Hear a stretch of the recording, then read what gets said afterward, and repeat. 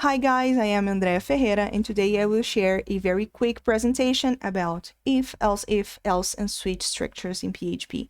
And the first thing we need to know is that those four structures, they are control structures. What are control structures? I like this definition from Geek4Geek's website, which says, control structures are just a way to specify flow of control in programs. It basically analyzes and chooses in which direction a program flows based on certain parameters or conditions. So control structures, they help us to control our code and to find and to control where we want our program to go. And we're going to start with if PHP statement. What is an if PHP statement? It is a statement that executes a certain code only if its condition is true. So for using that statement, we need to type if and then use the round brackets to state the condition inside the round brackets. And then inside the curly braces, we're going to state the code that will be executed if that condition is true. Let's take a look. Here I have a piece of PHP code and I have two variables, x and y. X is story number 10, y is story number 20. And then I stated an if statement. And the condition is if x is greater than or equals to y, then the computer is supposed to print on the screen x is greater than y. So let's run that piece of code. And what we have here is nothing, and that's correct because the condition is false. And if the condition is false, the computer is supposed to do nothing, or the computer won't execute that piece of code. The next statement is the else PHP statement. It always comes after an if statement.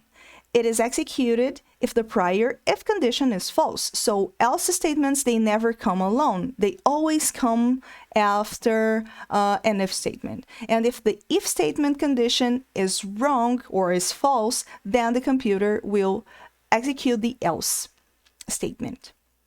Here we have another piece of code, and that's how we use an else statement. Take a look, we don't have those round brackets here because we don't need another condition here, because when we have a condition, we only have two possibilities, true or false. If the condition is true, then this code is executed. If it's false, the else is executed. So let's take a look here. Now I have added an else statement, and if that condition is false, which we know it is, then the computer will print the greater number is y. So let's run that, and now the computer printed the greater number is 20. Very good. Then we have the else if statement. An else if specifies a new condition to be tested if the first condition is false. So we give another condition to the computer. When we want to analyze more than one condition, we use the else if statement. So I have added here an else if, and once it is a new condition, we need again the round brackets to state the new condition.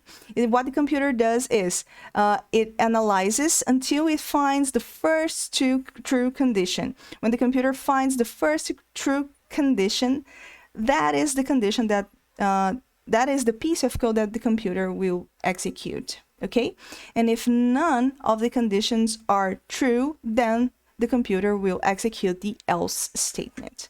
So here I have another example. Here we have another variable, age variable, and it's story number 25. And the computer will analyze if age is smaller than or equals to 13, then the computer will print child. If the age is between 13 or 19 and 19, the computer will print teenager. And if any of those are true, the computer will print adult. Once the age here is 25, we know the computer should print adult. So let's run and see, and it's correct. The computer said it is an adult. And the last one is the switch PHP statement. which is an alternative to the if, else statement. And we use the switch statement to select one of a number of blocks of code to be executed. So it's really similar to else if statement, because when we use else if statement, we are giving the computer a new condition. And when we use the switch condition, the switch statement, we have a lot of cases, a lot of options, and the computer will test those options. And when the computer finds the true condition, the true option, that's the piece of code that the computer will execute. Here we are going to use, we're going to type switch. Inside the round brackets, we're going to state the condition or the option. That time it is an option. And then each option will be a case. And we are going to state the case inside those quotation marks.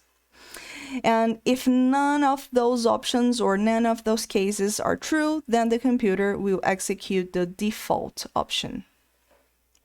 Let's take a look here. Here we have a switch statement, and we have a new variable today. And today is Saturday, so I will store set. So today is Saturday, and the computer will analyze today inside the switch.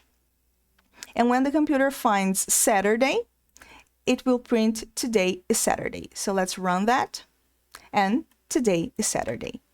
Now, we have the default here, which is invalid day. I will type now and save, because now is not one of those cases. We don't have a case now here.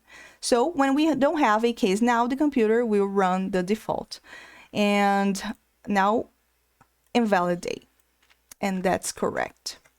So I hope I could help you a little bit with if statements and switch statements, and see you in any other opportunity. Bye-bye.